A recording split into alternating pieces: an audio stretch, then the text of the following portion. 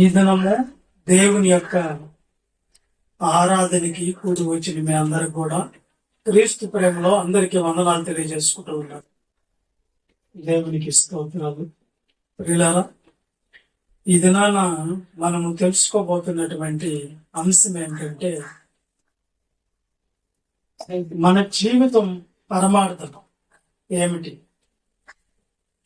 జీవిత పరమార్థం, జీవితాన్ని గురించిన సత్యం మనం ఈ దినాన తెలుసుకున్నాము. జీవితము అంటే ఆయుష్ దినాన్ని క్రియల ద్వారా ఖర్చు పెట్టు విధానమే జీవితం అంటారు. మరొక్కసారి, జీవితము అంటే ఆయుష్ దినాన్ని క్రియల ద్వారా ఖర్చు పెట్టు విధానమే జీవితం అంటారు. మరి ఆయుష్ దినం అంటే ఏమిటి అంటే, ఒక మనిషి పుట్టింది మొదలుకొని చనిపోయేంత వరకు ఉండేదానిని ఆయుష్ దినము అంటాం. మరి ఒక దినము అంటే 24 గంటలు. 24 గంటలు ఎలా వస్తుందంటే, సూర్యుడు అస్తమించి ఉదయిస్తే 24 గంటలు అనేది వస్తుంది. ఈ భూమి తన చుట్టూ తను తిరిగేదాన్ని బట్టి ఒక దినము అని అంటారు, లేక 24 గంటలు అని మనం అంటున్నాం. భూమి తిరుగుతుంది. భూమి తన చుట్టూ తను తిరుగుకుంటూ చంద్రుడి చుట్టూ కూడా తిరుగుతుంది. ఆ చంద్రుడి చుట్టూ తిరిగి వచ్చే విధానాన్ని ఒక నెల అని మనం అనుకుంటున్నాం. అది భూమి తన చుట్టూ తను తిరుగుతూ చంద్రుడి చుట్టూ కూడా తిరుగుతూ సూర్యుడి చుట్టూ కూడా తిరిగి వస్తుంది. దాన్ని ఒక సంవత్సరము, ఒక ఏడాది కాలము అని మనం అనుకుంటున్నాం. కనుక సూర్యుడు తిరుగుతున్నాడా, సూర్యుడు కూడా కదులుతున్నాడా అంటే, శాస్త్రవేత్తలేమో సూర్యుడు కదలటం లేదు, భూమే కదులుతుంది అని వాళ్ళ శాస్త్రంలో రాశారు. కానీ బైబిల్లో సూర్యుడు కూడా కదులుతున్నాడు అనేది ప్రసంగ గ్రంథం 1:5 మరి జ్ఞాని అయిన సొలొమోను పరిశుద్ధాత్మ ప్రేరేపణతో రాయబడినటువంటి మాట. ఒకసారి చూద్దాం. గాలి దక్షిణమునకు పోయి సూర్యుడు ఉదయించును, అది సూర్యుడు ఉదయించును, సూర్యుడు అస్తమించును. తాను ఉదయించు స్థలము, తాను ఉదయించిన స్థలానికి చేరుటకు త్వరపడుచును. అంటే సూర్యుడు కూడా బయలు వెళ్తున్నాడా, కదులుతున్నాడా, తిరుగుతున్నాడా అంటే తిరుగుతుంది అని బైబిల్ చెప్తుంది. తిరుగుతున్నాడు. ఇప్పుడు భూమి కదులుతున్నది, తిరుగుతున్నది. చంద్రుడు కదులుతున్నాడు, తిరుగుతున్నాడు. సూర్యుడు కదులుతున్నాడు, తిరుగుతున్నాడు. ఇవన్నీ పనిచేసే దేవుడు కొరకంటే భూమి మీద ఉన్నటువంటి మనిషికి, మానవునికి ఒక దినము కావాలి. ఆ ఒక దినము రావాలంటే భూమి తన చుట్టూ తను తిరగాలి, సూర్యుడు తిరగాలి, చంద్రుడు తిరగాలి. ఇవన్నీ తిరిగి పని చేయటం ద్వారా భూమి మీద ఉన్నటువంటి మనిషికి ఒక దినం అనేది వస్తుంది. ఒక దినం అనేది వస్తుంది. ఒక దినం రావాలంటే దాని వెనకాల ఉన్నటువంటి విషయం అది. ఒక్క దినం ఎందుకు మనిషికి అంటే, ఒక్క దినాన్ని మనిషికి ఎందుకంటే దాన్ని, ఆ ఒక్క దినాన్ని మనిషి, భూమి మీద ఉన్న మనిషి ఖర్చు పెట్టాలి గనక. ఖర్చు అనే దానికి అర్థం సంపాదన. ఒక దినాన్ని ఖర్చు పెట్టి ఏదో సంపాదించాలి. మనం బజారుకి 1000 రూపాయలు తీసుకొని పోయినా ఖాళీ చేతులతో రాము. ఆ 1000 రూపాయలు ఖర్చు పెట్టి దానికి కావాల్సిన వస్తువులు కొనుక్కుంటాం, మనం మెటీరియల్స్ కొనుక్కుంటాం. అలాగే ఒక్క దినాన్ని నువ్వు ఖర్చు పెట్టుకొని మరి భూమి మీద ఏం సంపాదించాలి అనేది విధానం. ఒక దినం అనేది దేవుడు ఈ భూమి మీద మనిషికి ఇచ్చినటువంటి ఆయుష్ కాలం ఎంత అనేది మనము ఒకసారి కీర్తన గ్రంథం 90:10 మనం ఒకసారి చదువుకుంటే, మనకున్నటువంటి ఆయుష్ దినాలు పుట్టింది మొదలుకొని చనిపోయేంత వరకు ఉండేటువంటి దినాలు ఎన్నో ఇక్కడ మనకు చెప్పబడుతున్నారు. కాలంలో మన ఆయుష్ కాలము 70 సంవత్సరములు 70 సంవత్సరములు, అధిక బలమున్న అధిక బలమున్న ఎడల 80 సంవత్సరములు 80 సంవత్సరాలు. మన జీవితం అనే కాలము ఎంతకాలం అంత మనం ఉండేది ఈ భూమి మీద? 70, లేకపోతే అధిక బలమున్న అధిక బలం ఉంటే 80. ఒకవేళ ఏదో 100 సంవత్సరాలు కూడా అనుకోండి. ఒకవేళ ఈ 100 సంవత్సరాలు అనుభవించుటకు, ఈ దినాల్ని మనం ఖర్చు చేయుటకు, ఈ ఈ యొక్క జీవితం అనే ఆస్తినిచ్చింది ఎవరు అనుకుంటున్నారు? ఎవరిచ్చారు ఈ ఆస్తిని? జీవితం అనే ఆస్తిని ఎవరిచ్చారు? దేవుడు. దేవుడిది ఇది. ఈ జీవిత కాలం దేవుడిది.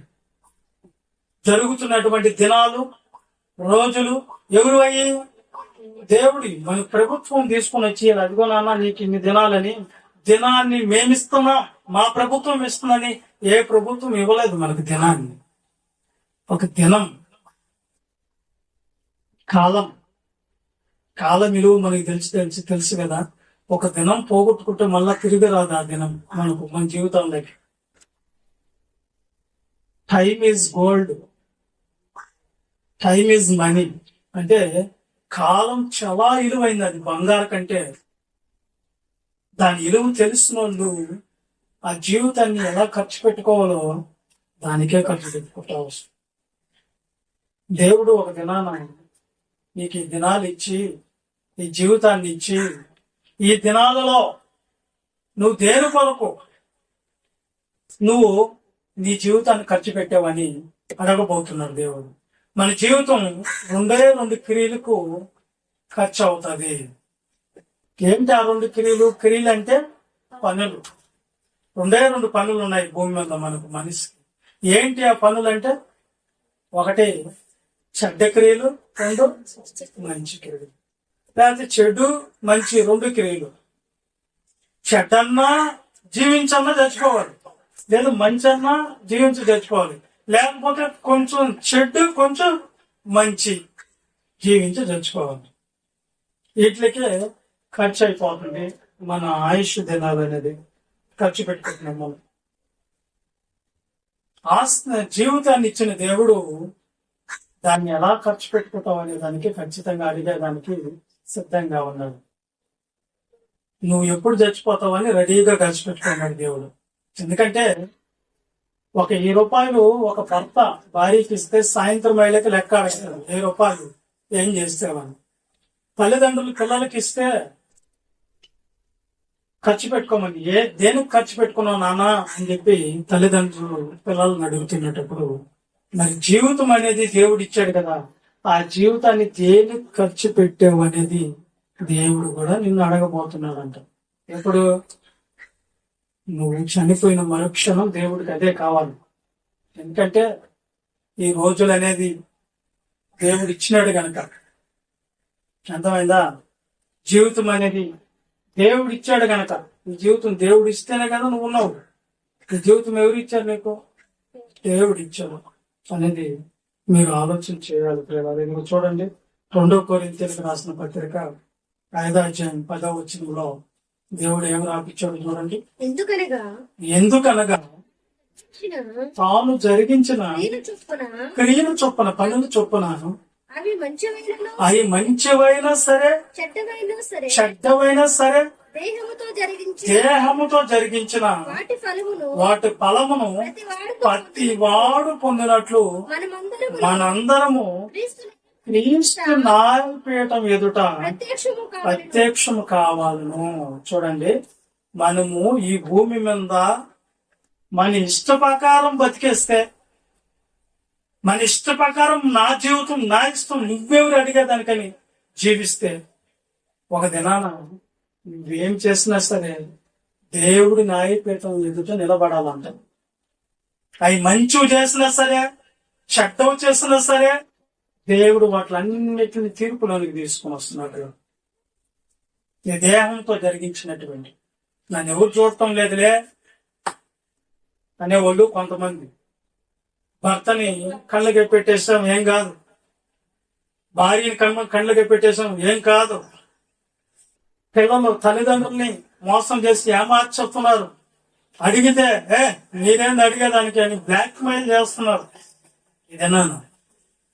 కానీ దేవుని దగ్గర బ్లాక్ మెయిల్ సీటింగ్ చేసే వ్యవహారాలు దేవుడి దగ్గర ఉండవు. ఎందుకంటే అక్కడ దేవుడు దేనికి ఒప్పుకోడు అన్నమాట. ఎందుకంటే ఆయన దేవుడు కనుక ఆయన దగ్గర రహస్యమైంది ఏది కనబడకుండా ఉండదు అనేది వాస్తవం. కాబట్టి జీవితాన్ని గురించినటువంటి పాఠాన్ని దేవుడు నేర్పిస్తూ ఈ జీవితం అనే దాంట్లో నువ్వు ఏదో సాధించాలి ఈ భూమి మీద అనే దాని కొరకే మనకు కొన్ని విషయాలు నేర్పిస్తూ ఉన్నారు. కొంతమంది భక్తుల జీవితాల్లో కూడా భూమి మీదకి మనం ఎందుకు వచ్చాం, ఏం సాధించడానికి దేవుడు పంపించాడు ఈ దేహాన్ని, ఈ యొక్క ఆత్మ. మానవుడు అంటే 2 భాగాలండి. ఆ 2 భాగాలు నువ్వు దేని కొరకు నువ్వు ఈ భూమి మీద జీవించావో, దేని కొరకు దినాల్ని ఖర్చు పెట్టుకున్నావో ఖచ్చితంగా నువ్వు దేవుడికి చెప్పాలి. ఎందుకంటే పోయిన ఒక దినాన్ని కొనుక్కునేదానికి ఎవరన్నా ఇచ్చేదనుకుంటే ఎవరు లేరు. దినం సమయం విలువ దేవుడు ఇస్తున్నాడు మనకి. అవునండి. ఓ సూర్యుడిని ప్రభుత్వం వీలేదు, మనకి ప్రభుత్వాలు వీలేదు, పిఎం వీలేదు, సీఎం వీలేదు, ఎమ్మెల్యే వీలేదు, ఎంపీ వీలేదు, కలెక్టర్ వీలేదు, అధికారులు వీలేదు. దేవుడు ఇచ్చాడు. నువ్వు పోయి పీలుస్తున్న గాలి దేవుడిచ్చాడు, నువ్వు తాగుతున్న నీళ్లు దేవుడిచ్చాడు, నువ్వు తింటున్న ఆహారం దేవుడిచ్చాడు, నువ్వు జీవిస్తున్న జీవితం నాది అంటున్నావే అది కూడా దేవుడిచ్చాడు. దేవుడు ఆస్తి. ఒక 1000 రూపాయలు ఇచ్చిన నీ భర్త నిన్ను లెక్క అడుగుతున్నప్పుడు, ఒక 500 ఇచ్చిన తల్లిదండ్రులే నిన్ను లెక్క అడుగుతున్నప్పుడు, మరి జీవితం ఇచ్చిన దేవుడు లెక్క అడగపోవటం అనేది మీరు ఎంత మాత్రం కరెక్ట్ ఒకసారి ఆలోచన చేయండి. కాబట్టి ఖచ్చితంగా దేవుడు లెక్క అడుగుతాడు. జీవితాన్ని ఎలా ఖర్చు పెట్టుకోవాలి చాలా మందికి తెలియదు. కొంతమంది పాటలు రాసుకున్నారు, నా జీవితం నా జీవితం నా జీవితం అని. కొంతమంది వాళ్ళ చరిత్రలు రాసుకున్నారు, నా జీవిత చరిత్ర అని. కానీ జీవితం గురించి పరమార్థం ఎవ్వరికి తెలియలేదు. జీవితం అనేది అమూల్యమైనది, దాన్ని నువ్వు నాశనం చేసుకోవద్దు. జీవితం అనేది చాలా విలువైనది, కాలం అనేది కూడా చాలా విలువైనది. కాబట్టి దాన్ని నువ్వు నాశనం చేసుకోవద్దు. జీవితాన్ని ఎలాగ మనము ఖర్చు పెట్టుకోవాలో, దేనికి ఖర్చు పెట్టుకోవాలో దేవుడు బైబిల్లో రాసి పెట్టాడండి చాలా విషయాలు. దేని కొరకు మిమ్మల్ని పంపించాడు, దేని కొరకు మీకు జీవితం ఇచ్చాడు, దేని కొరకు ఈ భూమిని ఇచ్చాడు, ఈ భూమి మీద మీకు అన్ని ఇచ్చాడు, ఆ దేవుడు మిమ్మల్ని అడుగుతున్నటువంటి విషయం ఏంటంటే ఒకసారి దేని కొరకు నువ్వు జీవితాన్ని ఖర్చు పెట్టుకోవాలి. ఎఫ్ఎస్సీ పత్రిక 2వ అధ్యాయం 10వ వచనం ఒకసారి చూద్దాం. ఎఫ్ఎస్సీ పత్రిక 2వ అధ్యాయం మరియు వాటి యందు మనము నడుచుకున్న వాళ్ళని దేవుడు ముందుగా సిద్ధపరిచిన సత్క్రియలు చేయుటకై మనము క్రీస్తు యేసునందు సృష్టింపబడిన వారమై ఆయన చేసిన పని అయి ఉన్నాము. ఎందుకొరకు మనకు జీవితం అంటే ఆయన నిన్ను ఎప్పుడు నియమించుకున్నాడంట? అక్కడ ఒకసారి మళ్ళీ చూడండి. దాంట్లో ముందుగా అంటే దానికి ముందుగా జగత్ పునాదులు వెయ్యక ముందుగా ఆయన నీ కోసం ఏం ఆలోచించాడు, నీ పని ఈ భూమి మీద నీ జీవితాన్ని ఖర్చు పెట్టుకోవాలో, దేని కొరకు ఖర్చు పెట్టుకోవాలో ఆయన చుట్టూ ఏమని రాపించాడంటే, ఇదిగో మీరు సత్క్రియలు చేయుటకే. సత్క్రియలు అంటే మంచి పనులు అని మీరు అంటున్నారు, కానీ సత్ అనే దానికి అర్థం సత్యమైనవి. సత్యం అనగా వాక్యము. వాక్యం ఏమి చెప్తుందో ఆ పని చేసేదే సత్క్రియ. కాబట్టి సత్క్రియలు చేయుట కొరకే మిమ్మల్ని ముందుగా దేవుడు నియమించుకొని మీకు జీవితాన్ని ఇచ్చారు. ఏ క్రియలు చేస్తున్నారు మీరు? 24 గంటలు దేవుడు మీకు ఇస్తే 24 గంటలు ఎలా ఖర్చు పెట్టుకున్నారు? మానవుడు అనగా 2 భాగాలు అనుకున్నాం కదా. శరీరం కొరకు ఖర్చు పెట్టుకున్నదా, ఆత్మ కొరకు ఖర్చు పెట్టుకున్నదా? నిజమైన మానవుడు ఎవరు? ఆత్మ శరీరమా? ఆత్మయే జీవింపు చేయుచున్నది, శరీరం కేవలము ఇది మన్ను అయి ఉన్నది, మన్నులోకి వెళ్ళిపోద్ది. ఆత్మ దేవుని దగ్గర నిలబడాలి. అర్థమవుతుందా? దేవుని దగ్గర నిలబడి ఉంది. కాబట్టి మీరు ఆలోచన చేస్తూ ఉంటే, జాగ్రత్తగా ఆలోచన చేస్తూ ఉంటే, మీరు సక్రియలు దేని కొరకు చేయాలి? ఆత్మక శరీరానికి 24 గంటలు కష్టపడుతున్నారు, ప్రయాసపడుతున్నారు, సాధించామనుకుంటున్నారు. ప్రయాస ఇప్పుడు 24 గంటలు దేవుడు ఇచ్చాడు. నిజమైన మానవుడు అంటే ఆత్మ అనుకున్నాడు. ఈ శరీరం అనికి ఎంత చూసుకున్నా కానీ మళ్ళా మట్టిలోకి వెళ్ళిపోద్ది. కానీ ఆత్మ అనేది దేవుని దగ్గర నిలబడాలి. కానీ 24 గంటలు దేని కొరకు ఖర్చు పెట్టాలి? శరీరం కొరకు ఖర్చు పెడుతున్నామా, ఆత్మ కొరకు ఖర్చు పెడుతున్నామా? 24 గంటల సత్క్రియలనేవి, సత్యమైన క్రియలు అనేది వాక్యం ప్రకారం చేసే ఆత్మ కదా. ఆత్మ రక్షించుకోవాలి కదా మనము. కాబట్టి శరీరాని కొరకు 24 గంటలు ఖర్చు పెడుతున్నారు, ఆత్మ కొరకు ఖర్చు పెడుతున్నారు. నిజమైన మానవుడు అంటే ఆత్మ అనుకున్నప్పుడు ఎవరిని మనం కాపాడుకోవాలి. సరే, టైం టేబుల్ ఒకటి తీద్దాం. 24 గంటల్లో 12 గంటలు నిద్రకిద్దాం. రాత్రి అంటే నిద్ర సమయమే కదా, 12 గంటలకు ఇద్దాం. 12 గంటలకు నిద్ర ఖర్చు అయిపోయింది. నిద్ర ఎవరికి? శరీరానికి, ఆత్మక? సరే, ఉదయం లేచి ఆత్మ గురించి ఆలోచించే వాళ్ళు ఉన్నారా? దేవుని గురించి ఆలోచించే వాళ్ళు ఉన్నారా? ఉదయం లేచి పండ్లు దేవుని మళ్ళా ఏం తిందాం, ఏం తాగరా, ఏం తెచ్చుకుందాం అని ఉంటుంది. తర్వాత పండ్లు దేవుని తర్వాత మళ్ళా తినేసిన తర్వాత అప్పుడైనా పని దేవుని గురించి ఆలోచిద్దాం. దేవుడు ఎందుకు పంపించాడో నా జీవితం అర్థం చేసుకోకూడదు అని మనం ఆలోచించి బైబిల్ తీసుకుని దేవుని కార్యాలు ఏమైనా ఉంటే చేద్దాం అని ఎవరన్నా ఉన్నారా? చెప్పండి, ఉన్నారా? అప్పుడు కూడా లేదు. టక స్నానం చేసి రెడీ అయ్యి అన్ని అలంకరించుకొని రెడీ అవుతారు కొంతమంది. రెడీ అయ్యి మళ్ళీ బాగా పడకేసుకుని నిద్రపోతారు. ఎంత టైం అప్పుడు? మళ్ళా మధ్యాహ్నం అయిపోద్ది. మళ్ళీ టయానికి భోజనం టయానికి లేచి అప్పుడు మళ్ళా ఆలోచిద్దామా, ఆత్మను రక్షించుకుందాం అనుకుంటామా, దేవుని కార్యాలు చూద్దామా? దేని కొరకు మళ్ళీ అప్పుడు ఆలోచించదు. మళ్ళీ సాయంత్రం ఏం వండుకోవాలి, ఏం తినాలి. కొన్ని గవర్నమెంట్ ఎంప్లాయీ ఉన్నారనుకోండి, 8 hours డ్యూటీ అనుకుంటే వచ్చిన తర్వాత ఇంటికి వచ్చిన తర్వాత 4 గంటలు టైం ఉందనుకోండి, ఆ 4 గంటల టైంలో దేవుని గురించి ఏమైనా ఆలోచిస్తారా? ఏమ్మా చెప్పండి, ఏం చేస్తారు?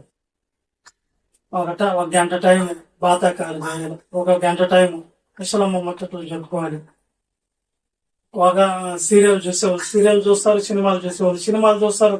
టైం అంతా శరీరం కొరకే ఖర్చు పెట్టేస్తున్నారు. శరీరం ఒక్కటే కదా నువ్వంటే ఆత్మ. శరీరం మట్టిలోంచి వచ్చింది, మళ్ళీ మట్టి అయిపోద్ది. నీ ఆత్మ దేవుని దగ్గర నిలబడదు. ఆత్మ కొరకు ఏం సాధించారు? దేవుడు ఇన్ని దినాలు ఇచ్చి, ఇంత జీవితాన్ని ఇచ్చి, ఇంత ఆయుష్కాలం ఇచ్చి, నిన్ను తిరుపులు అడగబోయే మాట ఇది. నువ్వు ఏం సంపాదించుకొని వచ్చావు? భూమి మీదకి నేను పంపించా ఇన్ని దినాలు.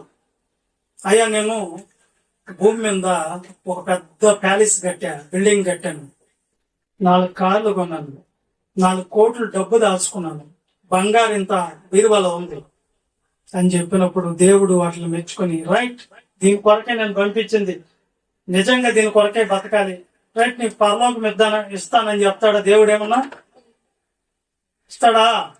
పోనీ ఇవన్నీ నీకు ఇస్తా దేవుడా, నాకు పరలోకం కావాలి, నాకు పరలోకం గేట్ తెరుస్తానంటే ఇస్తాడా దేవుడు?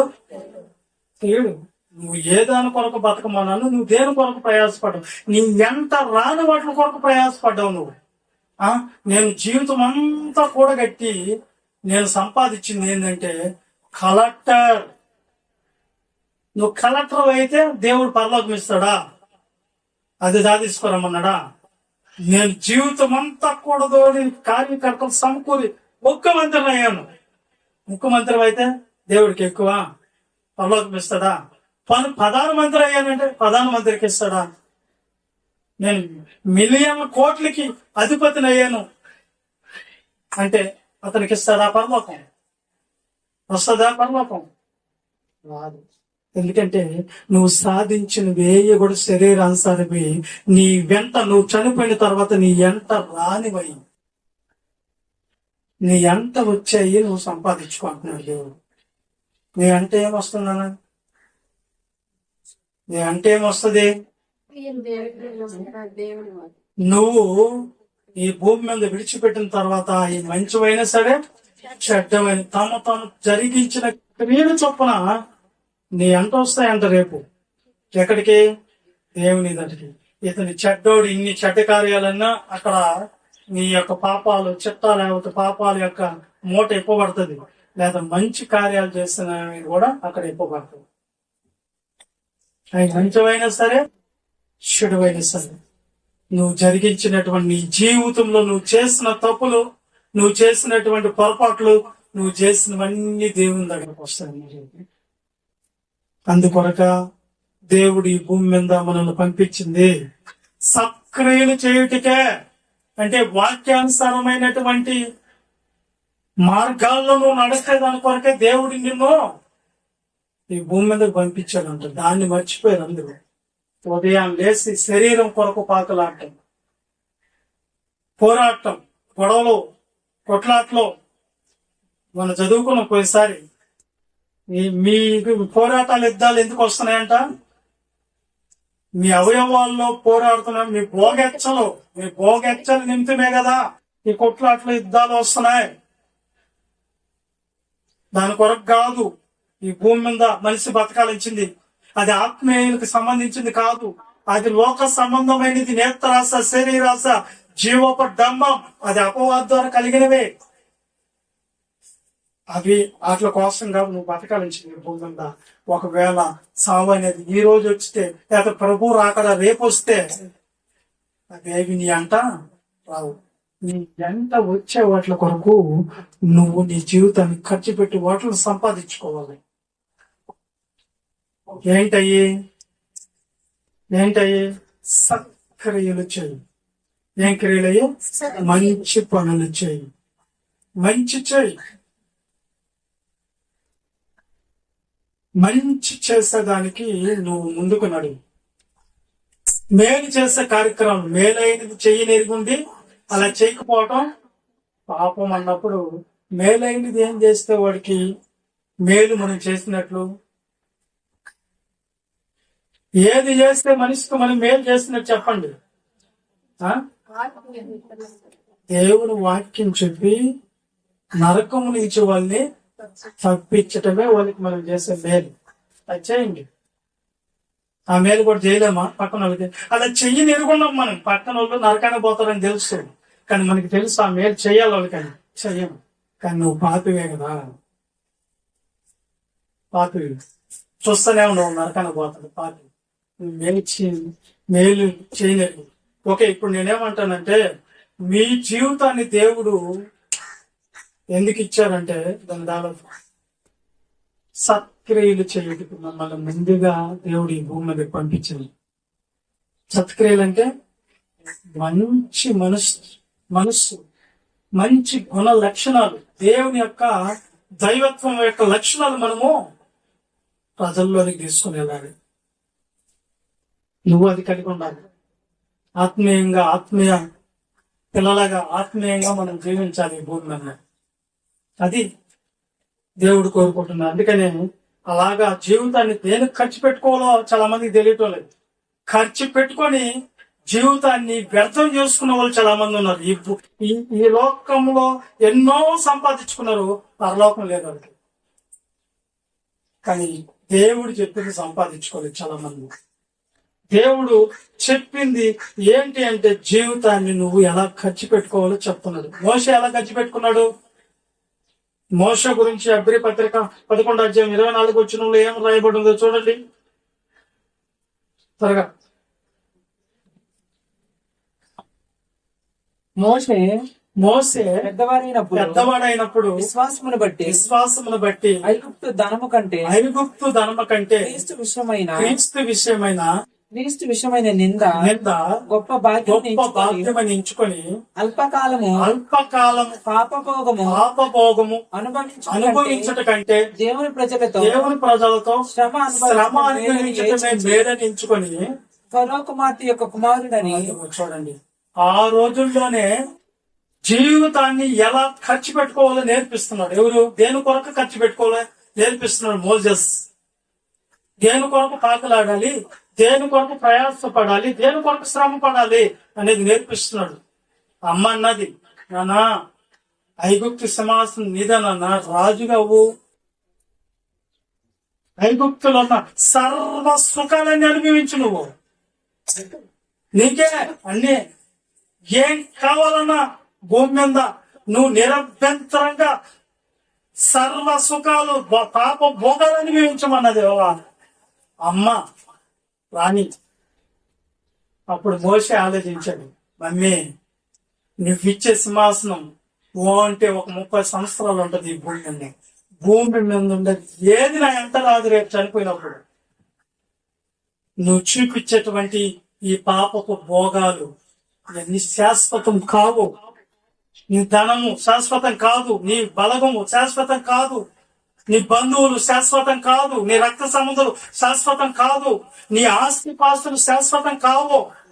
ఈ భూమి మీద ఏది నీ ఉంటారో అది నిన్ను కట్టుకున్న వారైనా సరే, నిన్ను కట్టుకున్న భార్య అయినా సరే, నీ పిల్లలైనా సరే, ఎవ్వరు నీతో రారు. ఆ రోజు నీతో వచ్చేది నువ్వు చేసిన తప్పులు, నువ్వు చేసిన పుణ్యాలు. అందుకని దేవుడు అంటున్నాడు ఏంటంటే, ఈ తప్పుల్ని వదిలిపెట్టి దేవుని దగ్గర నువ్వు మంచి పనులు, పుణ్యములు చేసుకో. పుణ్యాలు చేయి, మేలు చేయి, నువ్వు దేవుడు మెచ్చే కార్యక్రమాలు చేయి. ఏదైతే దేవుడు సంతోషపడతాడో ఆ కార్యక్రమాలకి నువ్వు వెళ్ళు. అది దేవుడు కోరుకుంటున్నాడు. ఆ మంచి మనసు. దేని కొరకు మనం గొడవలు వేసుకుంటుంటాం, వదిలిపెట్టం చిన్న విషయాల కొరకు. కాబట్టి శాశ్వతం కాని వాటి కోసం మీరు ఆకలాడద్దు. నీ అంట ఏది వస్తుందో, ఏదైతే నీకు శాశ్వతమో నిత్యమో దాని కొరకు నువ్వు ఆలోచించు అంటున్నాడు దేవుడు. దాన్ని సంపాదించుకో అంటున్నాడు దేవుడు. దాని కొరకు ప్రయాసపడు అంటున్నాడు. దాని కొరకు నువ్వు జీవించాలి అంటున్నాడు. అందుకని మోషే చెప్పాడు, మమ్మీ ఈ భూమి మీద నాకు ఇచ్చేటువంటి ఈ భోగాలన్నీ కూడా ఎన్ని సంవత్సరాలు అనుభవించుతాం మమ్మీ, కానీ ఈ 4 రోజులు దేవుని కోసం నేను శ్రమ అనుభవిస్తా, నిందలు అనుభవిస్తా, బాధలైనా సరే నా మనసును మార్చుకొని దేవుడు మంచి కార్యక్రమాలు చేస్తా, 4 మంచి పనులు చేస్తా, అందరికీ మేలు చేస్తా. నేను శ్రమ పడినా సరే ఈ సుఖాలన్నీ వదులుకొని, ఈ శరీర సంబంధమైనటువంటి వదులుకొని దేవుడు క్రీస్తు కోసం నేను శ్రమ పడతాను అంటే ఆయన ఎవరు? వస్తాడు. దేవుడు వస్తాడు, ఆయన వస్తాడు. ఆయన ఇచ్చేది ఏంటో తెలుసా? 4 రోజులు ఉండేది కాదు ఆయన ఇచ్చేది, శాశ్వతమైనవి ఇస్తాడు ఆయన. నాకు ఈ సింహాసనం శిథిలం అయిపోద్ది, కానీ దేవుడు ఇవ్వబోతున్నటువంటి సింహాసనము నిత్యము నిరంతరం ఉంటుంది. దేవుడు ఇవ్వబోతున్నటువంటి నీతి కిరీటం, జీవ కిరీటం, దేవుడు ఇవ్వబోతున్నటువంటి జీవవృక్ష ఫలాలు, దేవుడు ఇవ్వబోతున్నటువంటి పరలోకం, దేవుడికి పోతున్నటువంటి జీవితం శాశ్వతమైనది. దానికి అంతం లేదు. అక్కడ మరణము లేదు, అక్కడ రోగాలు లేవు, అక్కడ దుఃఖాలు లేవు, అక్కడ ఏ సమస్య లేదు, శోధనలు లేవు, బాధలు లేవు, అసహ్యమైనది చేసేవాళ్ళు లేరు, నిషేధమైనది అక్కడ ఏది కనబడదు. ఆ రౌడీలు లేరు, గుండాలు లేరు, పాపం చేసేవాళ్ళు ఎవరు లేరు.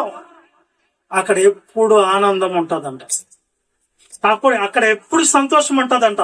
ఆడిచ్చి కొంచెంత దిగులు విచారాలు ఉండవు, అవి కొట్టివేయబడతాయి. మీ కన్నీళ్లలో వస్తున్నటువంటి ప్రతి బాష్ప బిందువుని దేవుడు తొలగించి నిన్ను ఓదారుస్తాడంట. అక్కడ అవన్నీ శాశ్వతం. దేవుడికి పోతున్నటువంటి ఆస్తి అక్కడ ఉంది. దాని కొరకు ఈ 4 రోజులు మన జీవితాన్ని మంచితనంలో నడిపించుకుంటే, మనం మంచి చేస్తే, మనం మంచి కార్యక్రమాలలో ఉంటే, దేవుని కోసం ఉన్నటువంటి దైవత్వాన్ని పొందుకుంటే, దేవుని కోసమే మనం మన శాస జీవితాన్ని సమర్పించుకొని నడిపించుకుంటే, దేవుడు ఉన్నాడని చెప్పి విశ్వాసముతో మన జీవితాన్ని ఏ పరిస్థితులైనా ప్రతి దానికి మనం పడుతున్న శోధనకి, మనం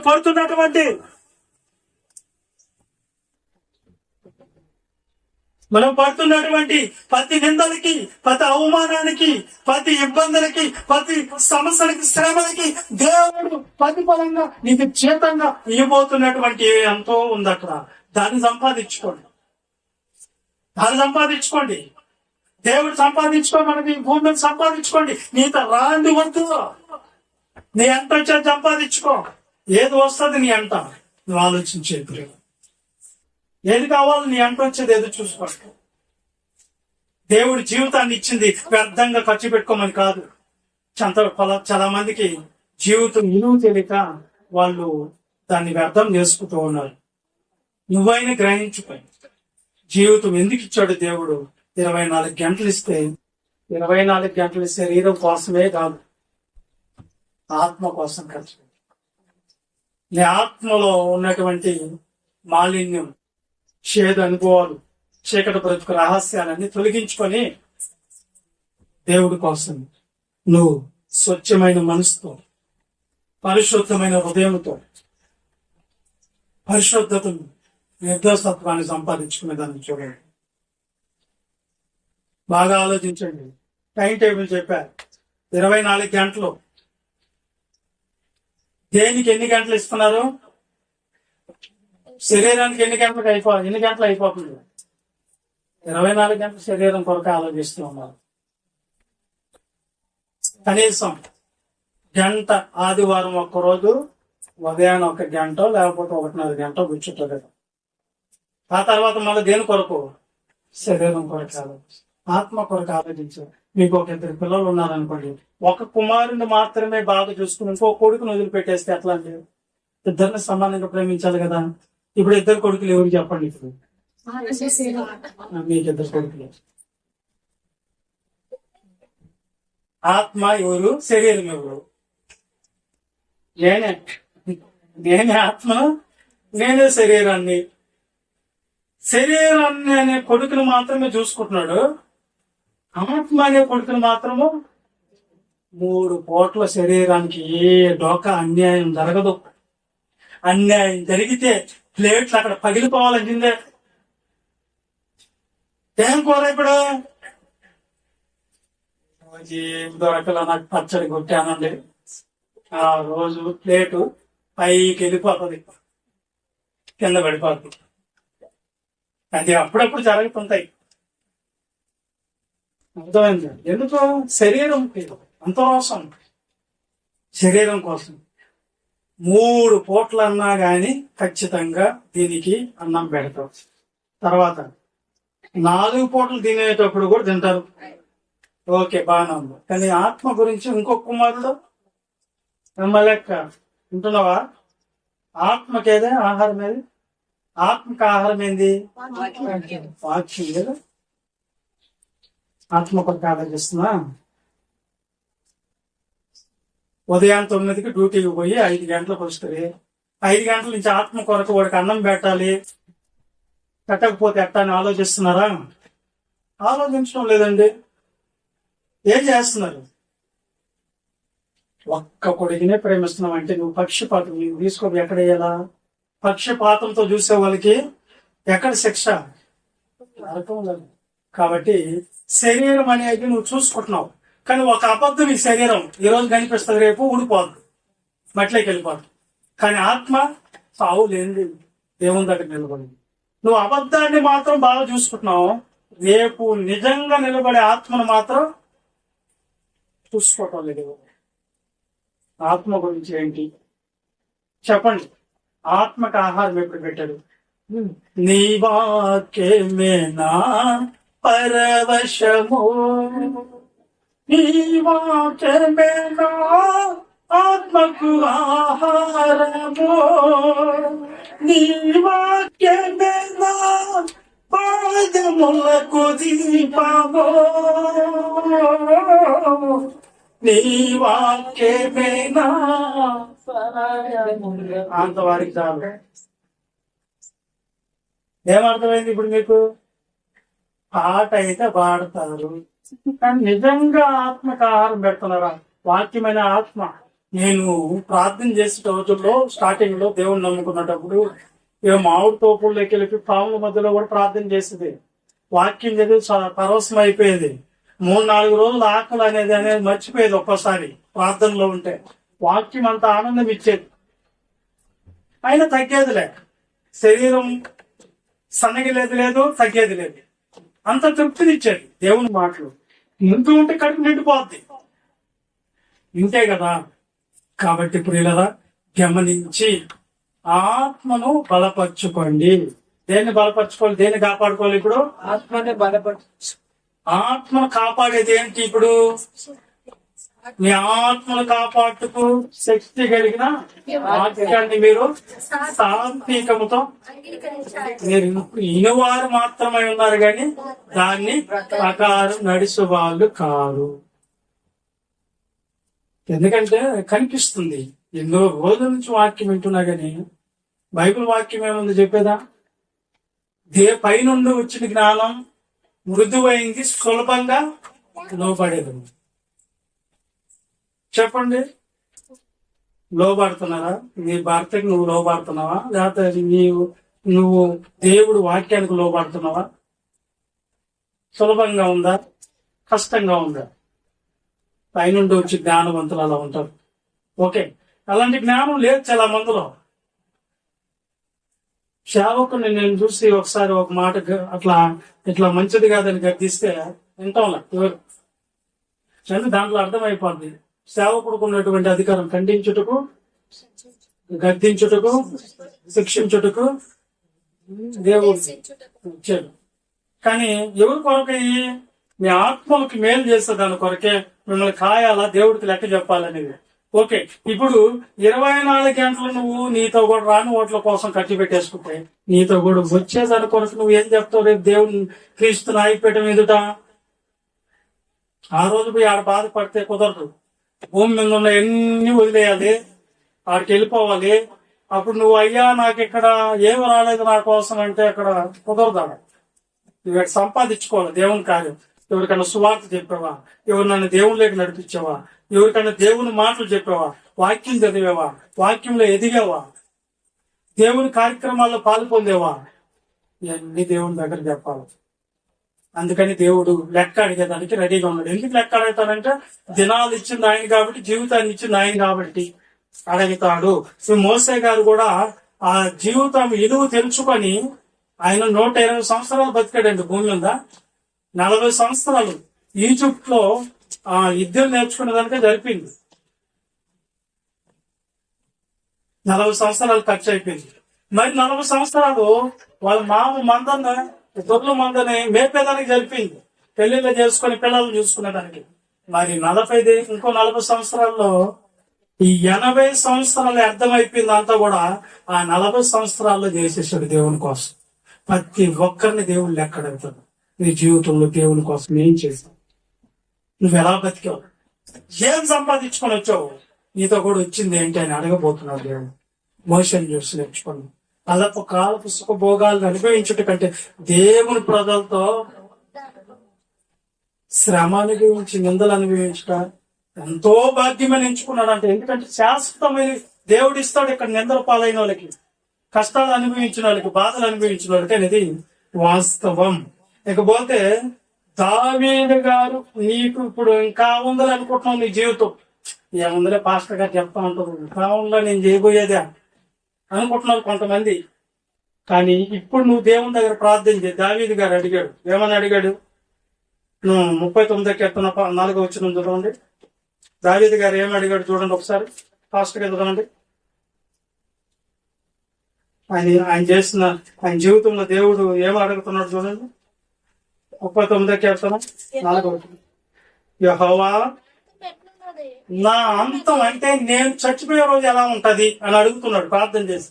బతుకున్నప్పుడే అడుగుతున్నాడు ఏమని? అయ్యా నేను ఎట్లా చచ్చిపోతాను రేపు, నా అంతం ఎట్లా ఉంటది, నా దినముల నా దినముల ప్రమాణము ఎంతైనది, ఎంత అయిపోయింది, నువ్వు ఇచ్చిన ఆయుష్కాలం ఎంత తరిగిపోయింది అని అడుగుతున్నాడంట. ఎవరు? దావీదు గారు నేర్చుకుంటున్నాడు. ఎందుకు అడుగుతున్నాడంటే, అమ్మో నాకు త్వరగా మరణం వచ్చేస్తే నేను దేవుడి దగ్గర ఏం చెప్పుకోవాలి, రేపు పోయి దేవుని కోసం ఏం చేయలేదు భూమి మీద, ఆయన రుణం ఎలా తీర్చుకోవాలి, ఈ భూమి మీద నాకు ఇచ్చినవన్నీ దేవుడే కదా, మరి దేవుని నా తల్లిదండ్రులకేమో న్యాయం చేశాను, నా బిడ్డలకి న్యాయం చేశాను, నా పిల్లలకి న్యాయం చేశాను, మరి దేవుడికి ఏమో అన్యాయం చేశాను నేను? దేవుడు బతకమన్నట్టు బతకపోతే అన్యాయం కదా, దేవుడు కార్యక్రమాలు చేయకపోతే, దేవుని కోసం మేము ఏమి చేయకపోతే ఆయన రుణం ఎలా తీర్చుకోవాలి? ఎందుకు తీర్చుకోవాలి ఆయన రుణము అంటే, జీవితాన్ని ఇచ్చింది ఆయన కాబట్టి, నువ్వు పీలుస్తున్న గాలి ఇచ్చింది ఆయన కాబట్టి, తాగుతున్న నీళ్ళు ఇచ్చింది ఆయన కాబట్టి, తింటున్న ఆహారం ఇచ్చింది ఆయన కాబట్టి, నువ్వు ఉన్న భూమి ఇచ్చింది ఆయన కాబట్టి, నువ్వు అనుభవిస్తున్న వేడి సూర్యుడిని ఇచ్చింది ఆయన కాబట్టి, నక్షత్రాలు ఆయన ఇచ్చాడు కాబట్టి. అర్థమైందా? నీకు సమస్తం దేవుడు ఇచ్చాడు కాబట్టి దేవుని రుణాన్ని ఎలా తీర్చుకోవాలి? ఎలా రుణాన్ని తీర్చుకోవాలి? దేవుడు బతకమున్నట్టు బతికి దేవునికి సంతోషం కలిగించే అన్న మాటలు వినిపోతాయి కదా. అందుకని ఆయన అంటున్నాడు, అయ్యా యెహోవా నా అంతం ఎట్లా ఉంటది? అంతం ఎట్లా ఉంటది? ఒకసారి మీరు గుర్తు చేసుకోండి, మీ అంతం ఎట్లా ఉంటది? నా అంతం ఎట్లా ఉంటది? అంతం అంటే చనిపోయే రోజు ఎలా ఉంటది? నేను ఒకసారి గమనించా నా అంతం ఎలా ఉంటదని. ఎక్కడ తెలుసా? అక్కడ ఆటో పెట్టుకున్న ముత్తుకూరులో పూల అంగడి దగ్గర ఈ పూలమాలలు అల్తారే, అక్కడ వాడు వచ్చి బేరం చేస్తున్నాడు. నా దగ్గర 90 రూపాయలే ఉంది, నువ్వు 150 చెప్తున్నావు మాల, మా వాడు చచ్చిపోయాడు, నా పెండు నేను తీసుకోపోవాలా అని ఒక కుట్లు అంటా ఉన్నాడు. చెప్తావా చెప్తావా అని నేను ఆలోచించాను, ఏమోనండి మనం కూడా ఏదో ఒక రోజు అలాగే మరణించిన తర్వాత ఎవరో ఒకరు మనకు కూడా దండ ఇచ్చేవాడు, ఈ విధంగా బేరం చేస్తాడేమో. అలా ఆలోచించుకుంటేనే మనం మారేది. వాడు కూడా తోటకెళ్ళి శవాలు తగలబెట్టే దగ్గర ఒకసారి చూశాను, కఠినమైన హృదయం కూడా కరిగిపోయింది. ఎట్టంటే ఒక్కసారి భయం వేసింది. ఆయన తగలబడి బూడిద అవుతుంటే ఆ శవాలు ఏదో ఒక రోజు మన దేహాన్ని కూడా ఏదో ఒక రోజు ఇలా చేస్తారు. ఏం దేవుడు, మనిషి జీవితం ఇదే మనిషి జీవితం. ఇందుగా కొట్లాడింది, ఇందుగా పోరాడింది, ఇంతగా రోసాలు, యుద్ధాలు, కొట్లాట్లు జరిగింది. ఇంతగా అనిపించిందండి, చాలా బాగా అవుతుందా? నేను అందుకే అండి అక్కడికి వెళ్ళి ఆ మరణాన్ని చూసి, అందుకే దేవుడు కూడా అన్నాడు, ప్రలాపించే వాళ్ళ ఇంటికి పోండి. అర్థమైందా? పువ్వుని ఎగ్గిని కోసి పెట్టే ఆ మాంసాహారం పెట్టే వాళ్ళ దగ్గర దేవుడు బొమ్మల్ని ప్రలాపించే వాళ్ళ ఇంటికి పో, అక్కడ నేను నీకు బోధన చేస్తా. అక్కడ ఏమని? నీ జీవితం ఏందో ఆలోచించుకున్నాయన. అలా ఆలోచించుకుంటేనే మనం మారుతామండి. నాకు ఆ తోటకు పోయిన తర్వాత భయం వేసి అప్పుడు ఆలోచించాను, దేవుడా దీన్ని ఇంత చూసుకున్నా గానీ, దీనికి ఎంత పోషించినా గానీ, దీన్ని ఎంత శుభ్రపరుచుకున్నా గానీ నా బతికేది చివరికి బూడిద, మట్టి. ఇందుకోసమేనా మనం ఇవన్నీ ఈ బాధలు పడేది అని అనిపించింది నాకు. అందుకని ఏదైనా కానీ పిల్లరా, ఈ 4 రోజులుండి ఊడిపోయి ఈ శరీరం కోసం కాకుండా నీ ఆత్మను రేపు నరకంలోకి తీసుకోపోయి చేస్తాడు దేవుడు. ఎందుకంటే దేవుడు చెప్పినట్టు బతకపోతాడు. కాబట్టి ఆ ఆత్మను రక్షించుకునే ప్రయత్నం చేయండి. దావీదు గారి గురించి ఏమన్నాడు తెలుసా దేవుడు? ఒకసారి అపోస్తల కార్యాలు 13:22 చూడండి. దావీదుని దేవుడు ఏమంటున్నాడు చూడండి. ఆయన రాజు అయినా సరే తరువాత అతను తొలగించి దావీదును వారికి రాజుగా ఏర్పరిచి మరియు ఆయన నేను యేషయ కుమారుడైన దావీదును కనుగొంటిని అతడు నా ఇష్టానుసారుడు. ఏం చెప్తున్నాడండి ఒక మనిషి కొరకు దేవుడు? బయట వాళ్ళు చెప్పండి, ఏం చేస్తున్నాడు దేవుడు? భూమి మీద నేను చూసినప్పుడు ఎవ్వరు దేవుడు ఇష్టం చేయటం లేదు, కానీ దావీదు నా ఇష్టం చేస్తున్నాడు భూమి మీద. ఎవరి ఇష్టం అంట? భార్య ఇష్టం కాదు, భర్త ఇష్టం కాదు, పిల్లల ఇష్టం కాదు, తల్లిదండ్రుల ఇష్టం కాదు, నా ఇష్టం. ఎవరి ఇష్టం? దేవుడు ఇష్టం చేస్తున్నాడు అంట. అలా చేసే వాళ్ళు ఎవరండి జీవితంలో? నాకు ఇష్టంగా నువ్వు చేసే పనులు అని దేవుడు అనగలుగుతాడా మన జీవితాలను చూసి? నాకు ఇష్టమైనట్టు బతుకుతున్నావు అమ్మా, నీ బతుకులో నాకు చాలా ఇష్టంగా బతుకుతున్నావు అని దేవుడు అనగలుగుతాడా నిన్ను చూసి? నీ జీవితాన్ని చూసి, నీ జీవితంలో చూస్తే ఎక్కడ చూసినా తప్పులే కనబడుతున్నాయి దేవుడికి. మూట గడితే ఎన్నో లక్షలు కనిపిస్తాయి తప్పులు. అయినా సరే నమ్మారు, ఈ దినం మారు. దేవుడా, నేను చేసిన తప్పు కదా, దీని కొరకు కాదు నేను బతకాలంచింది, ఈ లోకం కోసం కాదు బతకాలంచింది, ఈయన కోసం కాదు, ఓల కోసం కాదు, జీవితాన్ని ఇచ్చినటువంటి నీ కొరకు బతకాలయ్యా అనాలి నువ్వు. దేవుడి ఇష్టాన్ని నెరవేర్చాలి. ఎందుకంటే నిన్ను నిర్మించింది ఆయన గనక. కాబట్టి జాగ్రత్త, ఆయన ఇష్టాన్ని నెరవేర్చుకుని సిద్ధపడు. అందుకే భూమి మీద ఉన్న వాళ్ళందరిలో దావీదు గురించే దేవుడు చెప్తున్నాడు. ఎందుకంటే నా ఇష్టానుసారుడు. తర్వాత నా ఉద్దేశములన్నీ నెరవేర్చేవాడు. ఎవరి ఉద్దేశాలు నెరవేరుస్తున్నాడంట? మరి మనం నెరవేర్చే ఉద్దేశాలు ఎవరివి? ఎవరు చెప్పండి? మనం నెరవేర్చే ఉద్దేశాలు దేవుడివా, అపవాదివా? మీరు మీ తండ్రి అగు అపవాది పిల్లలు. వాడు చేసినవే మీరు చేస్తున్నారు. వాడు అబద్ధికుడు, వాడు సత్యమందు నిల్చుండేవాడు కాదు, వాడు అబద్ధానికి జనుకుడు. సులువుగా అబద్ధాలు చెప్తున్నాం మనం కదా. అబద్ధం చెప్తున్నామంటే అపవాది ఖచ్చితంగా మనలోకి ఎంటర్ అయినట్టే. అననీయ సపీరాలు ఏం చేస్తారు? దైవ సేవకుల దగ్గరకు వచ్చి, మీరు ఇంటికే అమ్మారా మీ భూమిని అంటే? ఇంటికే అన్నారు, అక్కడ చనిపోయారు. పరిశుద్ధ ఆత్మను మోసం చేస్తావా నువ్వు? మమ్మల్ని నడిపించిన దైవ సేవకుల దగ్గర ఏ తప్పు దాచిపెట్టుకోలేకపోయింది. వాళ్ళు సత్యం వాక్యం చెప్పకపోయిస్తారు. ఓకేనా? నా ఇష్టానుసారుడు, నా ఉద్దేశాలు నెరవేర్చేవాడు భూమి మీద. అలాంటి వాళ్ళు కావాలి దేవుడికి. ఎవరి ఉద్దేశాలు, ఎవరి ఇష్టాలు నెరవేర్చాలి? నేను ఎందుకు నెరవేర్చాలి? నా జీవితము నా ఇష్టం, నేను తాగతా, తింటా, తాగుతా, ఎట్లయినా అనిపిస్తా, ఎంజాయ్ అని చాలా మంది అంటున్నారు. ఇది నా జీవితం నా ఇష్టం, నువ్వేం చెప్పేది, నువ్వేంది నన్ను అడిగేది అంటున్నారు చాలా మంది. అట్లా అన్న ఓడి అడగపోయాడు తెలుసా ధనవంతుడు. ఏమన్నాడు తెలుసా? అబ్రహామా, నేను ఇక్కడ అగ్ని జ్వాలలో యాతన పడుతున్నానయ్యా, ఆ లాభాన్ని పంపించి ఏది కొనతో ఒక్క బొట్టు నీళ్లు నా నాలుగు నుండి చల్లార్చవా అని అడిగినప్పుడు, కుమారుడా, భూమి మీద నువ్వు నీకిష్టం వచ్చినట్టు నువ్వు జీవించావే తప్ప దేవుడి ఇష్ట ప్రకారం నువ్వు బతికేవా? ఎవరి ఇష్ట ప్రకారం బతకాలండి? నా జీవితం ఎవరి ఇష్ట ప్రకారం ఉండాలి? దేవుడికి ఇష్టంగా బతకాలి. దేవుడు నిన్ను చూసి ఇష్టం అంటున్నాడా? నీ జీవితం అంటున్నాడు. నీ జీవితాన్ని ఒకసారి ఆలోచించి, నీ మనిషి ఎన్ని చెప్పిన మాట వద్దు అంటాడా? బైబిల్లో ఉంది, ఎట్లా ఉంది తెలుసా? నువ్వు చల్లగా అయినా లేవు, వెచ్చగా అయినా లేవు గనక నీ మొహాన్ని ఉమ్మేస్తాను నేను అన్నాడు. ఎవరు ఉమ్మేస్తారంట? ఒక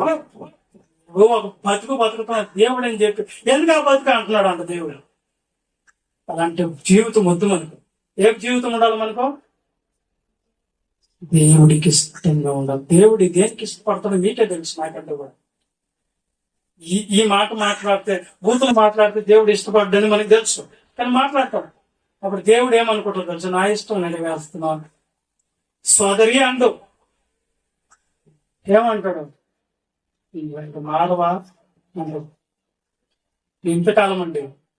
ఇదే కాదు, మన జీవితాన్ని దేవుడు చూసినప్పుడు దేవుడి ఇష్టం నెరవేర్చగా ఎలా ఉంటుందో తెలుసా, ఒక మనిషి నిన్ను ఏమన్నా అన్నా నువ్వు తల దించుకుంటావు. అదే కదా దేవుడు నేర్పించింది. ఒక మనిషి నీ మీద ఉమ్మేసిన తల దించుకొని రావాలి. నాకు బాగా అనుభవం అది. కోయిల కుంటలలో సేవ చేసే రోజుల్లో మేము ఒక దగ్గరకు పోతే అక్కడ కుళాయి కింద నీళ్లు పెట్టుకుంటే ఇంత ఉమ్మేసింది ఒక ఆవిడ నా మీద కావాలని. ఏదో పరిస్థితి తగ్గలేదు ఏడుకొచ్చేది అన్నిటికీ, కానీ తుడుచుకొని గమ్ముగా పోయా. తర్వాత కొంతకాలం తర్వాత వాళ్ళ ఆయన వచ్చి ఒకరోజు నీళ్లు తల్లాడు పైన, కానీ గమ్ము మౌనంగా ఉన్నా, ఏం అడగల, గమ్ముగా ఉన్నా. సరే కావాలని పడుతున్నారు. ఒక దినాన అక్క కడుపు నొప్పి వచ్చింది, నన్నే పిలిచాడు ప్రార్థన చేశారు. దేవుని ఎవరు తగ్గిపోయింది. దేవుడు తగ్గించేసాడు. తర్వాత వాళ్ళు ఏం చేశారు తెలుసా, నాకు ఒక డ్రెస్ గురించి నాకు యాప్లే పండ్లు ఒక కిలో తెచ్చారు, దానిమ్మ పండ్లు తెచ్చారు, కమలాలు తెచ్చారు, స్వీట్ బాక్సులు తెచ్చారు, బట్టలు తాంబాలంలో పెట్టి, సార్ మేము ఆ రోజు నేను చేసింది తప్పు సార్.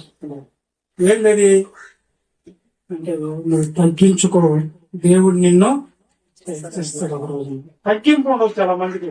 దేవుడు కోరుకున్నది ప్రతి ఒక్కరు ఏంటంటే తగ్గించుకోవడం.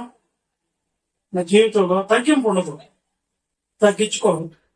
మనం తగ్గించుకోం కనుక దేవుడు కూడా మనల్ని తగిన సమయం నిశ్చించడం, ఇంకా కిందకి అనగొట్టేస్తుంది. అదేనమాట. అందుకని సత్క్రియలు చేయాలా. మత్తయి సువార్త 25:40 చదువుకొని ముగించుకోమని.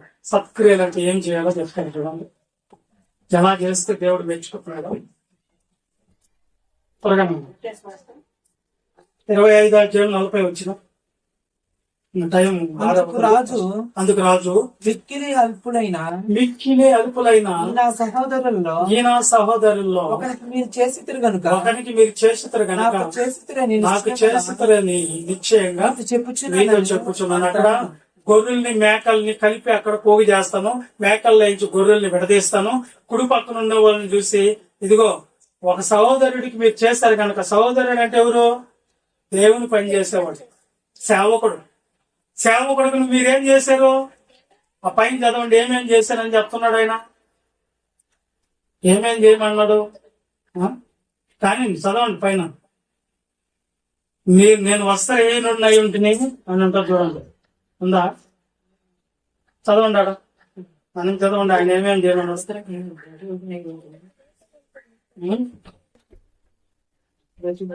సరే 35 చదవండి. నేను ఆకలికుంటుని మీరు నాకు భోజనం పెట్టిది, దప్పుకుంటుని నాకు దాహం ఇచ్చిదిరి, పరదేశం ఉంటుని నన్ను చేర్చుకుంటురి, దిగంబరనై ఉంటుని నాకు బట్టలు ఇచ్చితిరి, రోగినై ఉంటుని నన్ను చూడవచ్చితిరి, చెరసాల్లో ఉంటుని నేను అద్దెకు వచ్చితరని చెప్పాను. అందుకు నీతిమంతుడు, ప్రభువా ఎప్పుడు నువ్వు ఆకలి నీళ్ళతో చూసి నీకు ఆహారం ఇచ్చితివి, ఎప్పుడు పరదేశమై ఉండుట చూచి చేర్చుకుంటుమి, దిగంబరమై ఉండుట చూచి ఎప్పుడు లోబిపై ఉండుటైనను చెరసాలలో ఉండుటైనను చూచి ఎంతకు వచ్చితమని ఆయన అడిగెదరు. అందుకు రాజు మిగిలిన అల్పులైన ఈ నా సహోదరులలో ఒకనికి మీరు చేసితే కనుక నాకు చేసితలని నిశ్చయంగా చెప్తున్నాను. ఎవరికి చేస్తే?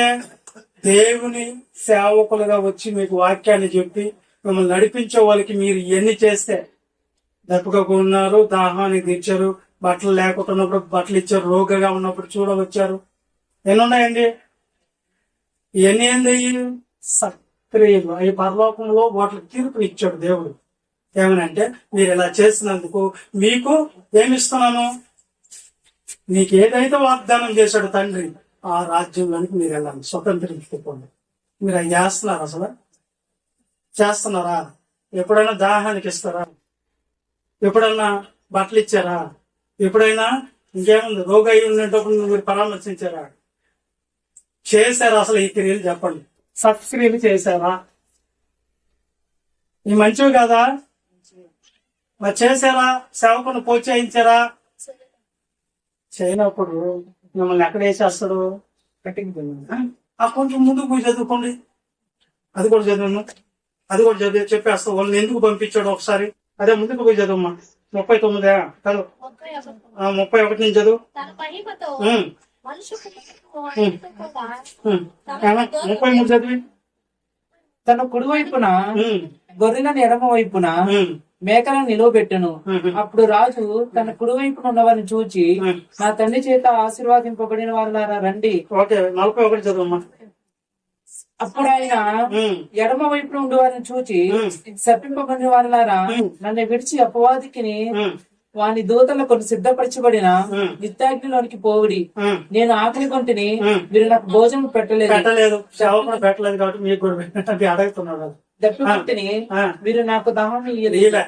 ఆ. పరదేశినై ఉంటిని, ఆ. మీరు నన్ను చేర్చుకొనలేదు. చేర్చుకోలేదు. ఆ. దిగంబరినై ఉంటిని, ఉమ్. మీరు నాకు బట్టలు ఇయ్యలేదు. ఉమ్. రోగిని చెరసాలలో ఉంటిని, ఉమ్. మీరు నన్ను చూడలేదని చెప్పును. ఉమ్. అందుకు వాడును, ఉమ్. ప్రభువా, ఉమ్. మేమెప్పుడు నీకు ఉమ్. తప్పికొని ఉండుట అయినను, ఉమ్. పరదేశమై ఉండుట అయినను, ఉమ్. దిగంబరమై ఉండుటనైనను, ఉమ్. రోగువై ఉండుటనైనను, ఉమ్. చెరసాలలో ఉండుటనైనను చూచి ఉమ్. నీకు ఉపచారము చేయకపోతుందని ఆయన అడుగుదు. ఉమ్. అందుకు ఆయన ఉమ్. మిగిలిన అర్హులైన వీరిలో ఉమ్. ఒకరికైనా మీరు నాకు చేయలేదు కదా, ఒక్కను కూడా చేయటం లేదు. మీరు నాకు చేయలేదు చేశారు ఎప్పుడన్నా? చేయటం లేదు. చేయలేదని నరకం ఇస్తున్నాడు దేవుడు. మీ ఇష్టం. ఓకే, ఈ కార్యాల్లో మీరు పాల్గొందు నడవాలి.